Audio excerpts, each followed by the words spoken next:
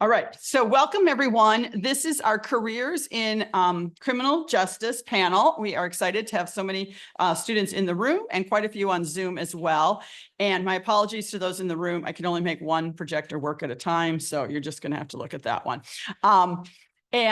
We have three panelists with us tonight. Two are here already. One is going to be arriving a little bit late. Unfortunately, one of our panelists had a family emergency, so he's not able to join us tonight.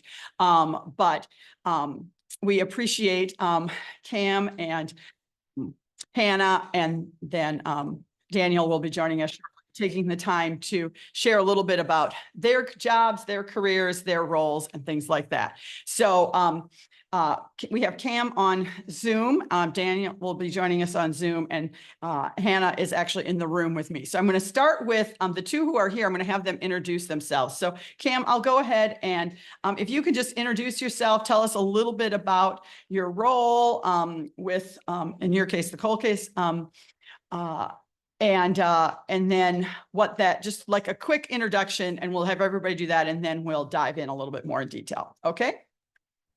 Sounds good. So I am Dr. Cam Hughes. I am a visiting assistant professor at the University of Albany, and I am the director of the Cold Case Analysis Center. Hi, Sammy. Okay, hey, I know somebody in the room. I help students look at cold cases or cases that need some additional review to determine what other opportunities there might be for additional investigations or tests or analyses that might help bring some resolution to cases or to family members. Kind of an overview. Excellent, excellent. And Hannah, if you want to come up and introduce yourself. Hi, everybody. My name is Hannah Slofsky. I'm an investigator with the New York State Department of Motor Vehicles. So they have a whole division of field investigations. Actually, I feel like a lot of people don't know about it. But their mission is to protect all of the DMV's documents. So, licenses, registrations, titles for vehicles. But by using education and training and law enforcement as a way to protect those documents. So I just started in August, so I'm fairly new, but I just became an officer last week. You have to be a peace officer, so I'm excited to share more about it. And you're an alum, tell us. Oh, I graduated in May. And what was your major here? My major was criminal justice. My minors were history and Judaic studies. Excellent. Excellent. And like I said, Dan Kohler will be joining us shortly. He is with the Albany Police Department. So Cam, I'm going to have, Cam can't stay with us for very long. So I'm going to have her tell us, tell us a little bit more about the Cold Case Analysis Center, her role with that, how you might get involved with it as well. So go ahead, Cam. And then after you've chatted for a bit, if anyone has questions, we're going to be relatively informal. If you're on the Zoom, you can use the raise your hand feature or type them into the chat. If you're in the room, just raise your hand and we'll take questions from students as well. So go ahead and just tell us a little bit more about that program to get us started. Sure. And since you asked about majors, I majored in criminal justice and in Spanish. I had a minor in speech communications. Then my master's is in criminal justice and my PhD is in criminal justice. I was in college for a really, really long time. And where did you? The University of Nevada, Reno was where I did undergrad. And then my graduate work was all at the University at Albany. So I'm from Nevada originally. So you had said a thing about what is your typical day like, and I don't know that I really have any typical days, but I can talk about some of what we did today or what I did today. I spent some time chatting with investigators, trying to determine when students could come and work on classifying some of the data that they have. They have a whole bunch of materials that need to be scanned and digitized so that they're easier to reference. Kind of put it into a timeline and that sort of thing. So I spent some time chatting with an investigator today.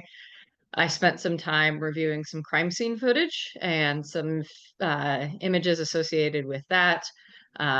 Read through some FOIL requests, so Freedom of Information Law requests about getting some documentation associated with the case. And then I'm also writing a textbook. So I spent some time reading some material associated with the term lateral violence.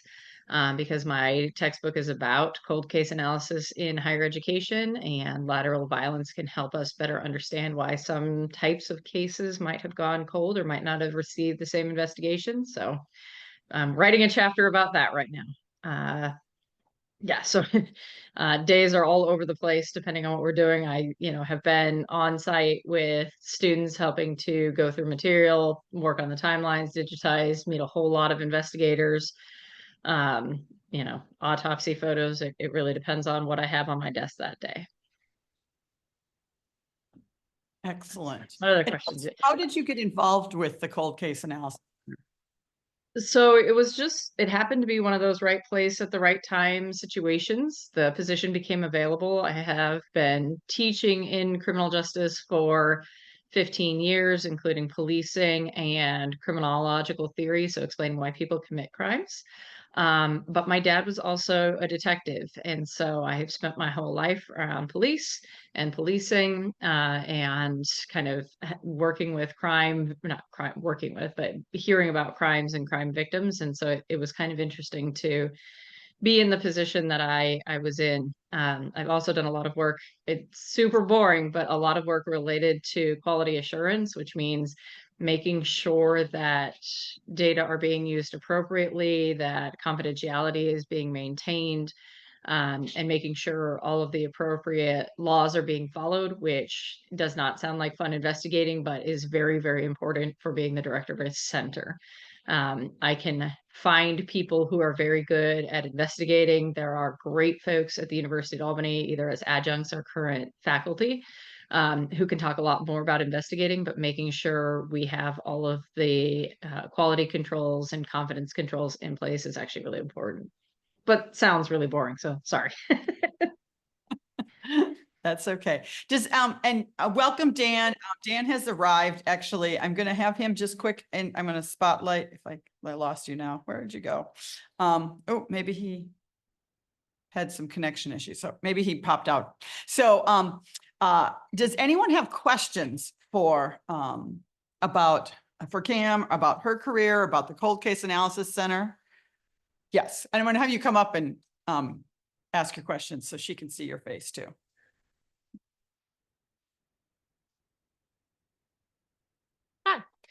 I just wanted to know, since there's been some movement of like offices and stuff like that with the cold case analysis unit recently, how has that affected, you personally, and has that interrupted any of your workflow, or how have you sort of managed that? That's a really good question. So, for those who don't know the history, the Cold Case Analysis Center was founded at the College of St. Rose, which closed last year. And so thankfully there was an opportunity to move it to the University of Albany. The biggest hurdle has been that by virtue of moving to a state university, because it's a state agency, there are expectations around kind of those legal things that I was talking about. So like the confidentiality, non-disclosure agreements, and the agreements that we have with the agencies we work with are just extremely formalized. And so it took some time to be able to get the correct legal documentation and go through the process of having folks re-sign with the Cold Case Center that had previously been working with us. But that's been the biggest hiccup so far, has really just been moving through a more formalized process to make sure that we are doing things appropriately and legally as a state, as part of a state entity.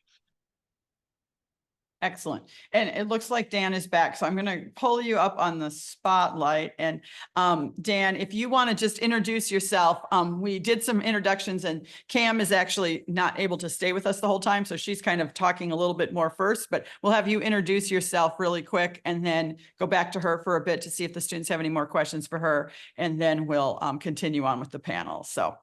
Okay, no problem. Sorry about being late again. Just had to do a couple parent duties before logging in. My name is Dan Kohler. I am a current patrol sergeant at Albany Police. I work the midnight shift, midnight to 8 a.m. in the Uptown Station. So pretty much from Lark Street in the city of Albany west to the border of Gilbland is our half of the city. I've been on the job for just under 12 years now. Spent all my career on midnights. I love the shift. Got on pretty late. I was a 30-year-old hire. I did 8 years as a teacher before this. That's where got my bachelor's, master's geared towards that, and then decided to make a career shift. I can get into more specifics about my career and things like that. I've been involved in a lot of things with the department. Had to make a lot of different career choices throughout it. So, but I know Cam needs to continue, so I'll step off and let her keep going. All right. Do people have other questions for Cam while she's still here with us? Since Dan's sitting right there, were you ever in a training of mine? With which For I don't Albany believe so. Police. So I work with LaSalle School to help with policing the teen brain for Albany Police Department. So we've done a whole bunch of training, but that doesn't mean you've sat in on mine, but I was just wondering. the last police and teen brain I went through was probably 4 or 5 years ago. Been a minute. So it might have been either me or my boss, one of the two. So I've also worked with a juvenile justice agency in Albany, and one of the things that Albany PD has done is trying to help their officers better understand teens, how their brains work, and how things like adverse childhood experiences can impact their behavior.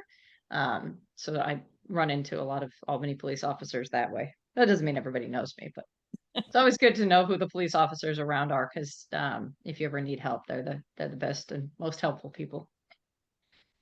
Other Excellent. questions? Cam, another question, you kind of hit on something that I love to ask is, can you tell us a little bit more about your kind of career trajectory in terms of like how you got to where you're at, what other jobs you've had in between, or kind of preparation for where you've landed?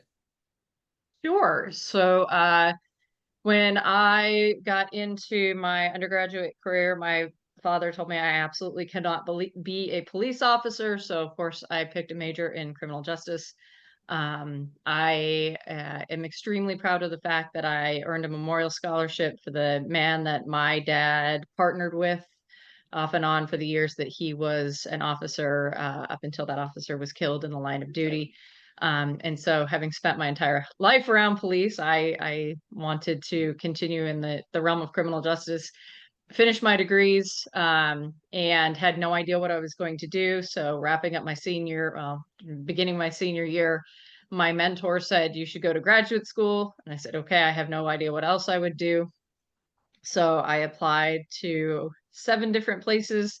At the time, University of Albany's PhD program was the second best in the country, and I was admitted as a direct admit to the PhD program. So I moved about 2,500 miles away. Where I live in Nevada, there's snow, so that wasn't a big difference. Actually, we get more snow there than we get here. And started working directly with a project, working with juvenile justice agencies to try to determine what works well with which kinds of clients. So it's this whole project of kind of what's called logic modeling and data analysis. I did a lot of work related to statistical analyses and data, and continued working with that agency. It's LaSalle School, which is just up the road or down the road, depending on where you guys are. And really helping to think through data collection and documenting outcomes, because it's really hard to do that in juvenile justice in a way that's inclusive of the outcomes that kids and families think are important, and not just what the system thinks is important. I started working as an adjunct in, 2011. So right before I was finishing up my PhD, I finished my PhD in 2012. Worked as an adjunct in a whole bunch of different places, and then was a visiting assistant professor at St. Rose until it closed, and then came over to UAlbany.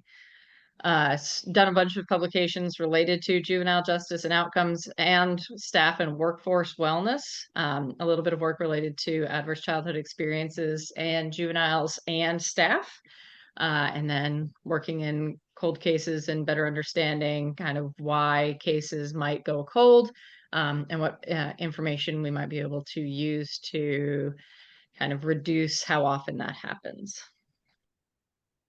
Excellent. Can you talk a little bit about, before you go, Because I think with the Cold Case Analysis Center, there's a unique opportunity for students to get involved. Can you talk a little bit about how that process works and what students do when they're working with your center? Sure. So there is an application on the website. So if you go to albany.edu and look for cold case, that will bring you to the website. There are some due dates associated with that. You fill out the form, you get letters of recommendation, they will be reviewed. I got a whole lot of applications last year. We didn't get around to the interview process, but we probably will this year because we have deadlines and a limited number of spaces. And then what the assignments are vary pretty significantly depending on the case. So as I mentioned, there are students that are currently doing a whole lot of digitizing, which is key to being able to make the documents searchable, to be able to kind of see the full story of a case. I have another group that's doing a whole lot of physics related stuff because we need to better understand kind of how things were working at the time so that we can kind of get a better story about the last few hours of someone's life. And then we don't do direct conversations with any of the people, like the persons of interest, but chats with investigators, specialists, all sorts of things like that. But we are one step removed, so we don't have to worry about interviewing witnesses or anything like that. That's for investigators and police to do, not for our students. So in some cases, they may end up talking to a victim's family in a setting where they can have a quick chat about what the victim was like, or just to get to know the victim and the family a little bit. But yeah, that's kind of it in a nutshell. Excellent. Any other questions before she has to leave us? If you're on Zoom, you can type it in the chat or raise your hand. Anyone in the room? Any other questions? Anything you want to add just about your career or advice you would give to students who are thinking about possibly pursuing some kind of a career in criminal justice? My advice is to get as much hands-on experience with what you're interested in as possible, what you think you're interested in, so that you know if it really is what you're interested in. So you won't know for sure if it's the job you want until you get a chance to do it, even in an internship, to start as a ride-along, to learn more about what the opportunities are. And, don't close yourself into thinking I'm going to be this one person in this one role, but be flexible. So you have it like, there's an investigator from the DMV. There are investigators in a lot of realms. If you're interested in investigation, don't get stuck on the idea that it has to be one specific kind of investigation, and that your skill set may help you in different ways. So there are a lot of opportunities to help in the criminal justice realm, and internships and experiences will help you better understand where your fit is. So I think I'll try to say yes to as many things as possible to get as many experiences as you can and use that as your way of making decisions. All right.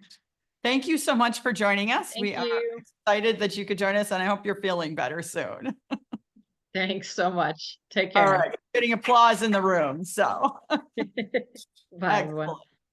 All right, I'm going to have Hannah come stand up here now, and I'm going to step to the side. So Hannah is our other panelist, and she introduced herself at the beginning, but just so you know, Dan, she is an investigative specialist in New York State Department of Motor Vehicles. Did I get that right? Yeah.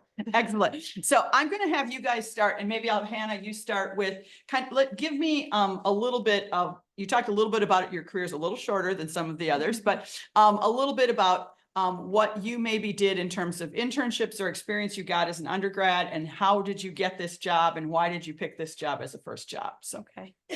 So, a little closer to oh, as I mentioned earlier, I just graduated in May. So with my time here, I really just wanted to explore criminal justice. I wasn't sure if I wanted to go to law school or do the lawyer route, but I got my first internship my junior year here at UAlbany with the Menands Police. There's a local police department, smaller than Albany, but it just opened a lot of doors for me. They were really flexible with letting me try different things, kind of experience dispatch, doing ride-alongs, working with detectives, kind of just moving around.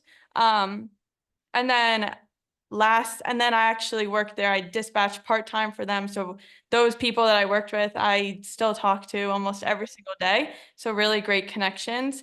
And then I also did an internship with the Capital Region Crime Analysis Center, and then also with the Albany Police Department in their criminal investigations unit. So that was like a split internship.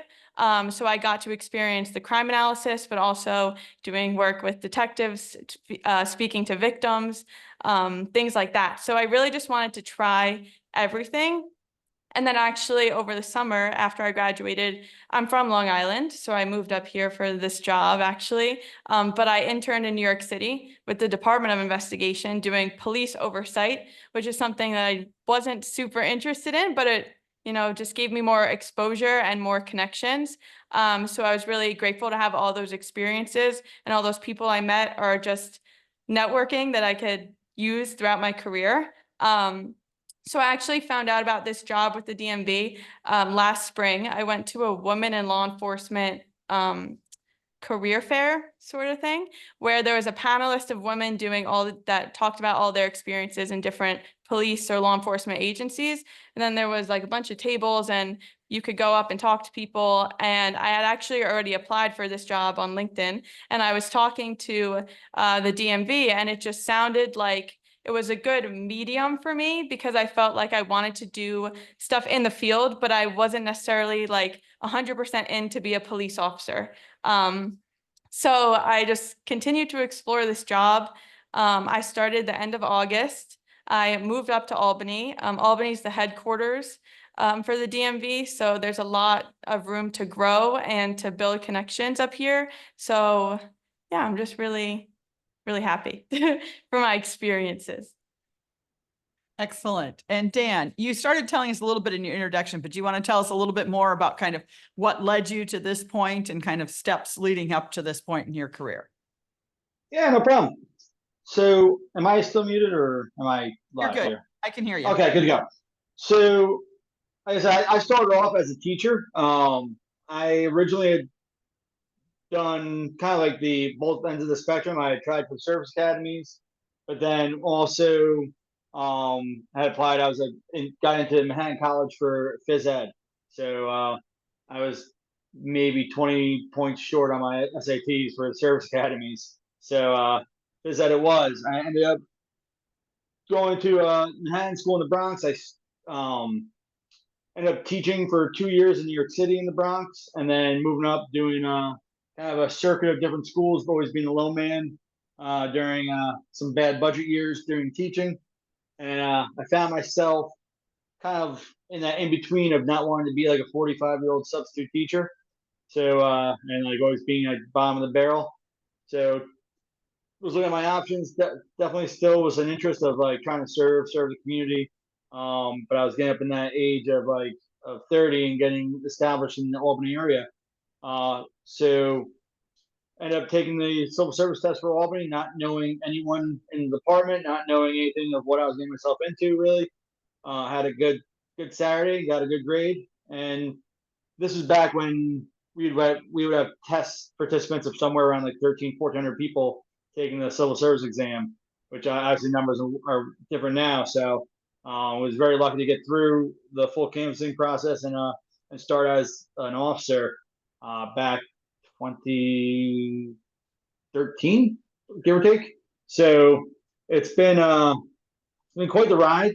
Definitely, my education background wasn't a waste. I've built on it, especially my time in the Bronx, because I mean, I would be a phys ed teacher with 60 to 70 kids on half a gym and have to do crowd control, and I have that presence to keep everyone's attention. And it was, and sometimes with certain classes, keep the peace. So all those skills, like public speaking, that all transpired over as a police officer, especially coming in at, I mean, it helped being 30 and having a little life experience coming into the academy, but that was a whole different world. I'd never been to a boot camp, never been to anything. For anyone who doesn't know, like state police has an overnight academy, certain different agencies. Like if you go federal, like the ATF, if you go to Georgia for like 6 months. State troopers are Monday to Friday overnight. you report like Sunday night, get to go home like Friday afternoon, and get your weekends. For local police officers, depending on what area you are, you either go to a regional academy, which is an 8 to 4, like usually about a 7 to 4:30. If you look at like what for normal reporting times, if different areas it's a part-time academy, and like for Albany Police, we split off and start our own academy, which again is Monday to Friday, 8 to 4. From there, I was able to kind of create my career how I wanted to go. Benefit that I was joined Albany Police. It's the largest department in the area, probably like a top 5, give or take, in the state. And I, like everyone, I wanted to be a detective, wanted to do this, wanted to do that, but you realize that there's other things, like other priors. Like I was training to join the SWAT team, but then all of a sudden we're having a kid, and SWAT team had to get put on hold, and it didn't happen. Different like high intensity details that you want to do, but again, just had a kid or other restrictions, but you can gear it. So my career track, I went from trying to go up to the detective's office to I started getting a lot, putting my education background into use and getting involved with the training department. Because we have our academy, there's a lot that goes into it. It's not just our training unit officers that are doing the teaching. So I got involved. I'm certified to teach defensive tactics, which is on the match, the arresting, the arrest techniques. In the emergency driving, in DWI, SFST detection, and I also teach de-escalation and kind of a call it professional communication, decision making, like making decisions, how your brain works under pressure. All those things have set me on a different track. Then it helped me out by working towards my leadership position now as a sergeant, and then which I've held for 3 years now, and things that I'm kind of gearing myself towards. Like I probably sent too many emails and got tagged, and now I'm an interim head of recruiting with the department as well, and just now starting to probably be involved with the internships and expand that program. The benefits of having a large department is there are these opportunities to seek out. If I wanted to just stay on patrol, I could have just stayed on patrol, done my hours, done my calls, but there are opportunities to be had and to move around, which has been nice. Excellent. I think you started kind of getting to this, but can you talk a little bit about, and maybe talk about it when you were doing patrols and then now in your role as a sergeant, kind of what's a typical day like? And I know there's no one typical day, but every day is different. But tell us a little bit about how you would describe your workload. Absolutely. So Thanks. our shifts are round the clock. There's 8 to 4, 4 to 12, and then midnight to 8. So I've always had the midnight to 8 shift. It's been one of those. At first, I was placed there. Then we set our lives around it, and now honestly, I see my family more as a midnight officer than I do as if I was definitely 4 to 12 or sometimes for the day guys. So I had my weekends to see everyone. I just kind of patchwork my sleep around it, which is good or bad, but I definitely see my family more now as a midnight officer than I would have if I was still a teacher and a coach. Your day always starts at least 15 minutes before your shift for like a roll call, like just kind of a pre-shift meeting with your supervisor, going over any kind of calls and note from the day, any hot spots, any issues that have been kind of brewing that we need to keep an eye on. Your general zone assignments. So we have in our 2 different stations, South Station, Center Station. We have 10 zones of patrol on center and 9 zones of patrol in south. So seeing who's going to be in which car, anyone's doubled up, what's going on with that. And then you're off to the races answering calls.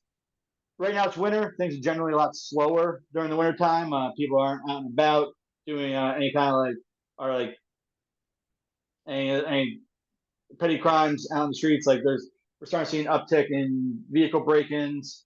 But robberies are typically down slow. Like when there's less people out, there's less probability of interaction, less possibility of certain types of crime. During the summer, obviously things pick up. Everyone's out around the clock. There's no minus 18 nights on in August. Your call volume, it shifts from day to day. There's no rhyme or reason, but obviously when there's larger events going on, things are going to be a little bit busier. Typically around the traditional week of like the Friday, Saturdays are going to be busier than your Sunday night, Monday nights.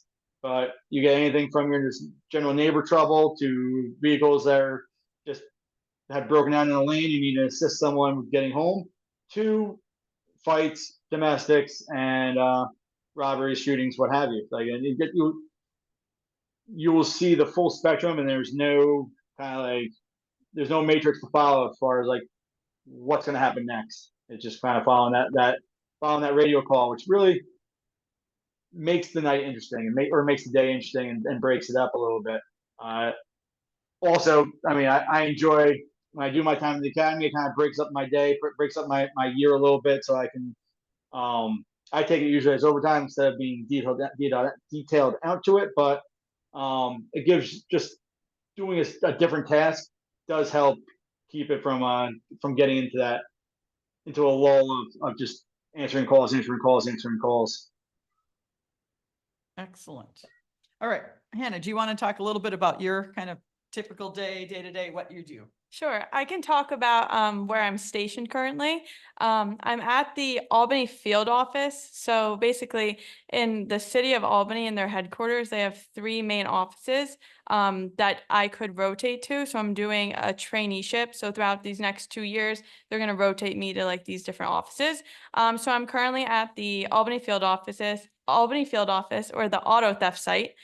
Basically, a lot of the cases that we get there are auto theft, vehicle crimes, like fraudulent dealerships, fraudulent temp tags, fraudulent plates, things like that. But a main component of the thing that we do is vehicle exams, or salvage exams. So if you buy a car from out of state, or you get into an accident and you replace like major components on the car, it has to go through this salvage process so that we can identify the car and make sure that it's not stolen and the parts that you replaced are not stolen. So there are little tips and tricks that we have that I will not share, but major things like a VIN number, or looking at like the engine, transmission, things like that, just to help identify the car. So that's where I'm at. I'm actually moving offices on Monday. I'm going to the facial recognition and fraud site. That's at their headquarters. So we have this, after 9/11, they found that a lot of people had multiple IDs in different states. So they kind of expanded this facial recognition system. So basically, if you go to the DMV and you get your photo taken overnight, it goes into our system and it scans like different parts of your face to see if there's any matches. It matches your addresses, date of birth, things like that, to see if there is, potentially something criminal going on there. So I'm excited to kind of explore that. But that's all I really can say at the moment. Excellent. I'm going to stop with my questions and see if you guys have any questions. So again, if you're on Zoom, use the raise your hand feature or type it into the chat. Anyone in the room, questions for either or both of the panelists? Yes. Can you come up and ask it? It's always more fun.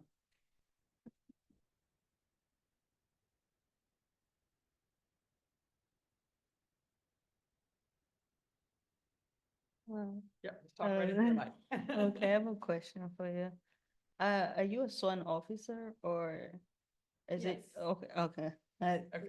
Okay. Explain it a little Yeah. Oh, just yes. come on here. That'd be perfect. So DMV investigators are sworn law enforcement officers, but we're peace officers. When you like read the law, I feel like a lot of it's police and peace are interchangeable. So when they trained us, we train like a police officer. I think the main difference is we can't serve a search warrant or an arrest warrant, but for the most part, we do a lot of the same things. We still make arrests. We still take statements. We work up our own cases. But when we do make arrests, we do partner with police agencies, which I think is my favorite part of my job. It's all about networking. So my supervisor is like, he knows everybody from like every agency in the state. There are people from out of state that would reach out to you, asking for help on things. So it's all about just like talking to people and making connections so that like if you help someone in a different agency, they'll reach out to you. And it's like a good partnership going on. Come on up. Okay, go right, say it loud and I'll repeat it. Oh, Yes. she's asking if they're allowed to carry. Yes, we do. We go through a basic firearms training, just like the police officers do. Yes. Yeah, so the DMV just started, they just held their, I think their third Peace Officer Academy. It was about 6.5 weeks. We finished last Wednesday. So we went through similar things that a police officer goes through. It's just a little more condensed. We had like a lot of classroom, learning the laws, things like that. We did 3 weeks of defensive tactics, which was really interesting, really fun. We got pepper sprayed, you know, all those sorts of things. Just learning also how they added a week to like teach you more about the DMV resources, the systems we use, things that are like tailored towards the job. Other questions? All right, so my next question, and we'll start with Dan. What do you find most rewarding about the job, and what is the most challenging thing? Oh, you're muted.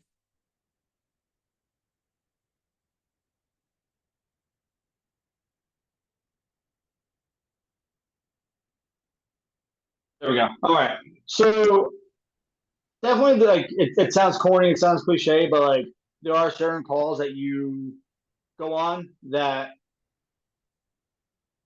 afterwards it's the oh, I did that I helped that person. I like those are those things definitely make the job very rewarding.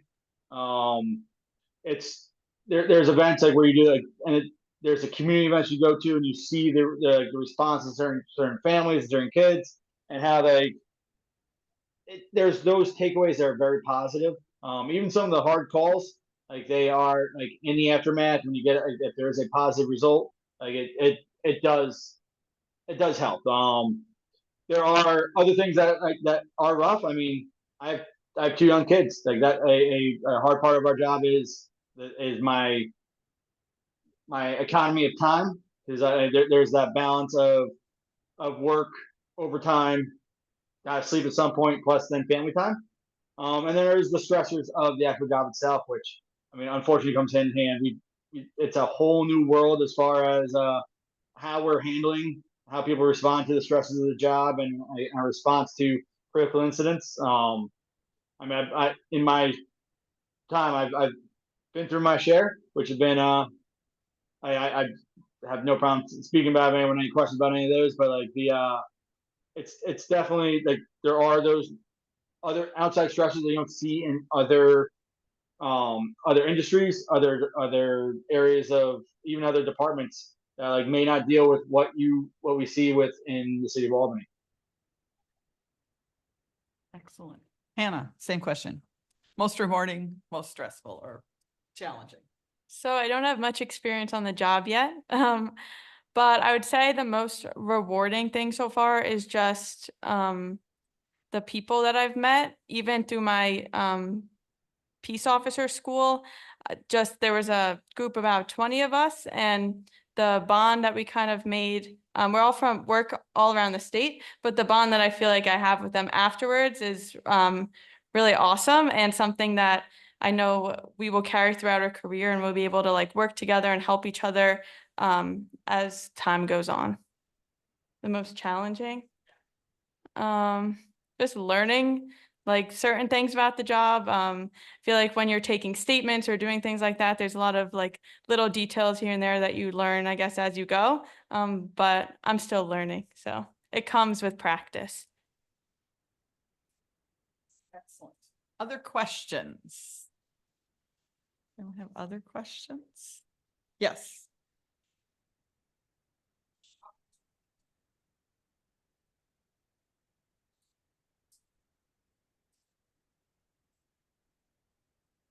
Like from her internship opportunities? Okay. I'll repeat that so everybody knows, hears it, and then you can come answer. I'll give you a minute to think about it. She asked which of her opportunities, this is a question for Hannah, like her internships and experiences that she did while she was in college, gave her the most skills or useful things for the position she's in now. I feel like each of my internships were in a different agency that's a different size or did a different thing. So I think I got a little something from each, which makes me feel grateful because I got to experience all these different things. But an overall summary I would say is that they all had something that pushed me out of my comfort zone.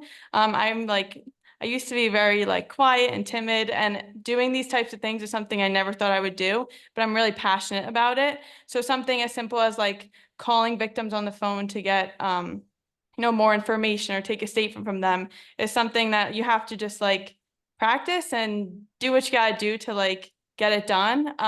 But after doing it a few times, I feel like I just became more comfortable doing it. So just like not being afraid to put yourself out of your comfort zone and trying new things will just help you explore and then excel in the field that you want. Other questions?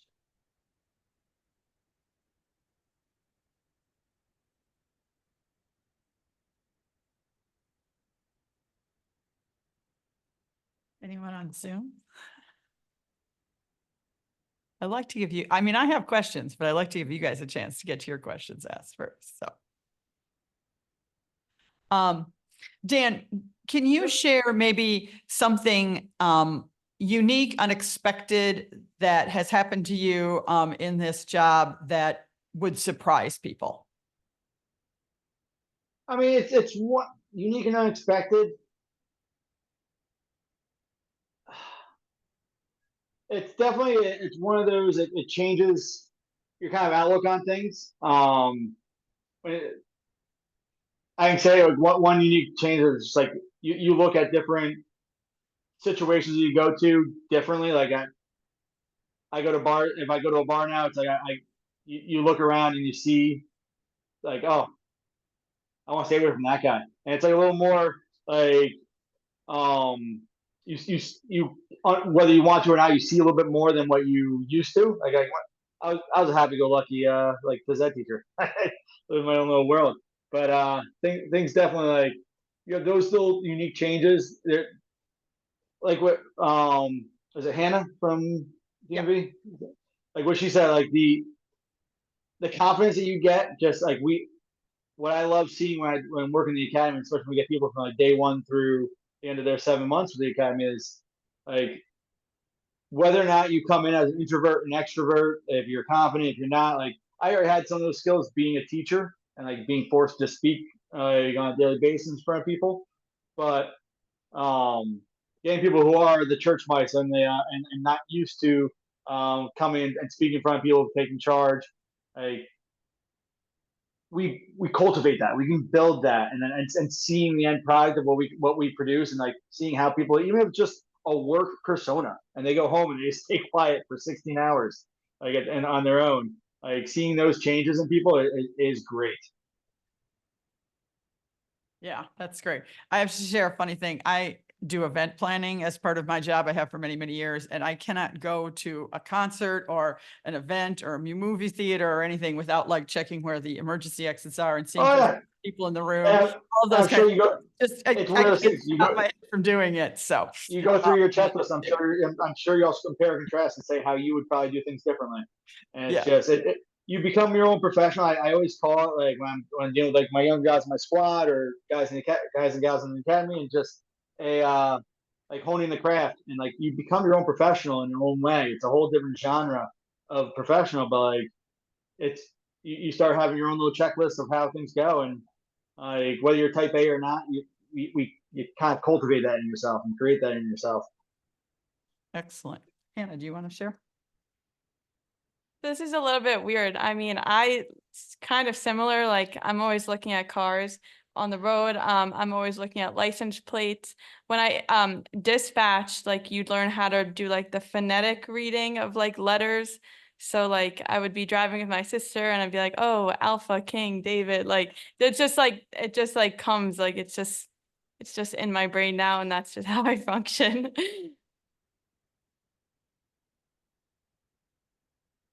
The next question I have for both of you is looking forward, and maybe Hannah, I'll have you start because you're a little earlier in your career. What are you envisioning as next steps? Like, where do you see your career going down the road?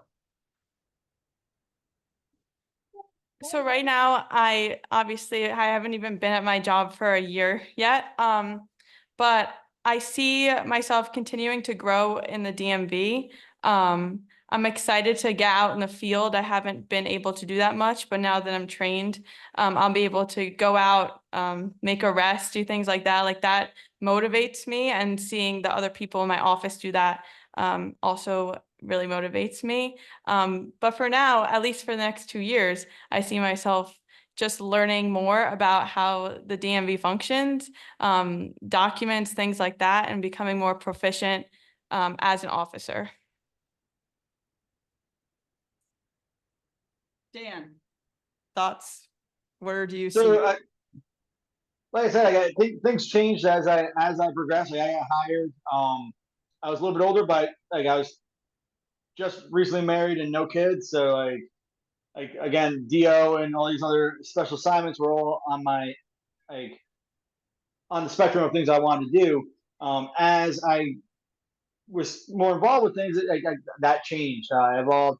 Now now I've moved up the ranks a little bit to sergeant, which has been a great promotion and great fun. It's all also civil service, so it's another just taking a test on a Saturday and hoping for the best. I've again just waiting on an LT's test result, lieutenant's test results, and seeing where that goes from there. I think just moving up the ranks and just getting more involved in things. This job has really helped to expand my horizon where I thought I would be. Like I've taught the last 3 years in the CJ department as an adjunct, and using that to kind of expand where I can go and what I can do in this genre, which has it's been a lot of fun. Excellent. Other questions? We're getting near the end of our time. So any other pressing questions that any of you have?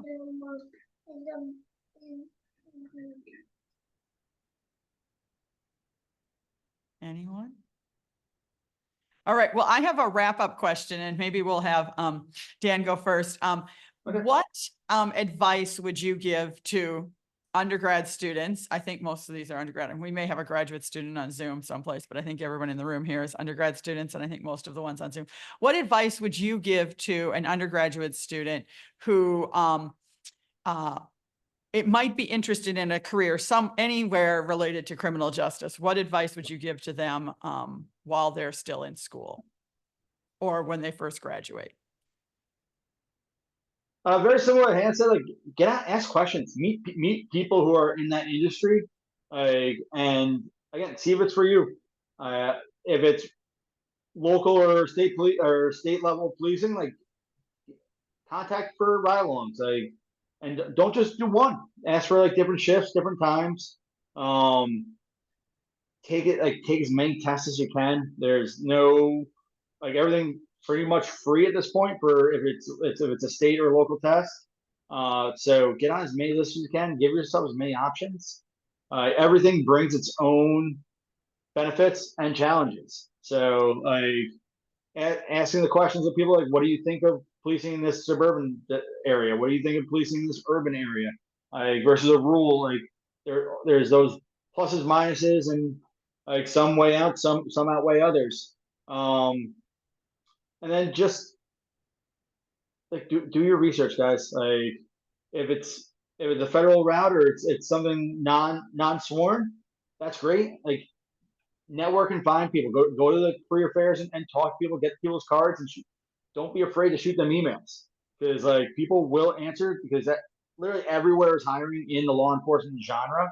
So if you have questions, people will answer them. It's just you gotta step up to the bat and actually and take that swing and reach out to people because those connections, once you have that first conversation in, you have a name, you have a history, so you can reference that, and the next person you speak to in that agency, oh, I had spoken to John Smith about this earlier. Oh, okay, and it opens you up, and especially if you're looking at something that's on a larger scale, like a federal level, that gives at least some familiarity for you over someone else who is not doing that. So like whatever you can do to set yourself up, it's your career to create, especially in today's policing and today's law enforcement.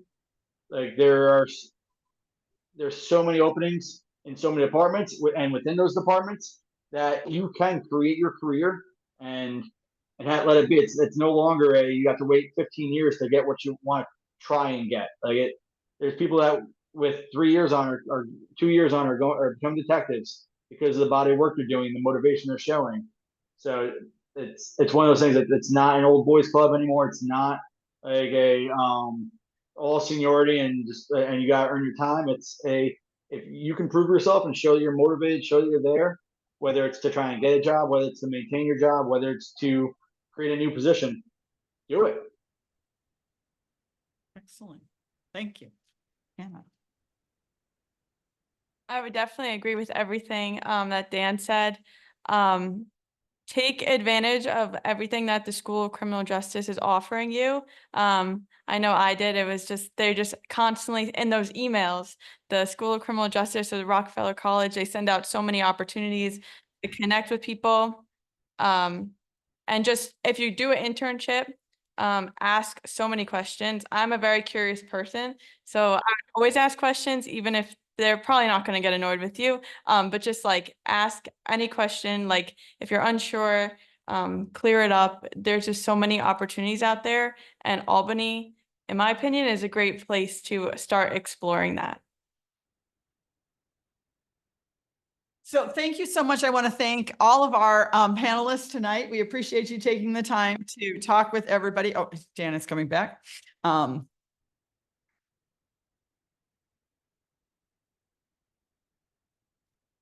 back. Sorry about that. I got That's pulled away okay. by my daughter.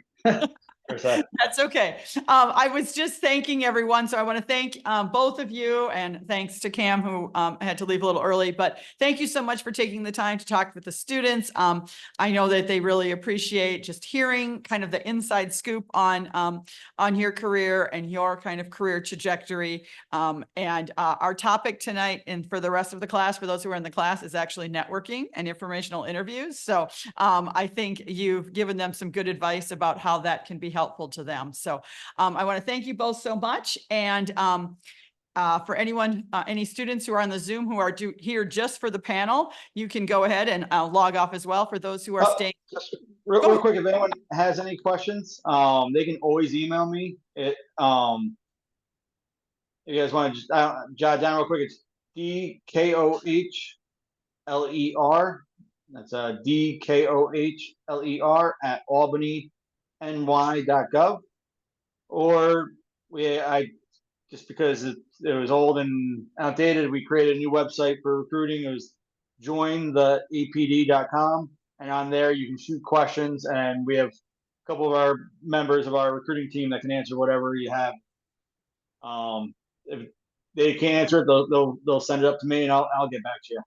All right, so please, like I said, ask any questions you got. I'll share that. If you want to send that website link to me, Dan, too, Okay. I'll share that in the follow-up email to everybody as well. So Great. then Good to go. contact information. So excellent. All right. Well, thank you again so much. And we appreciate you taking the time. And like I said, for those who are here just for the panel, feel free to log off. If you're in the room here just for the panel, feel free to go on your merry way. For those who are in the class, we're going to end the recording because I need it in 2 separate recordings. So we'll end the recording, and I have to end the Zoom completely, and then I'll just start it right up again, and you can come back for class. We'll start back up in about 10 minutes. So thanks, everyone. Have a good night.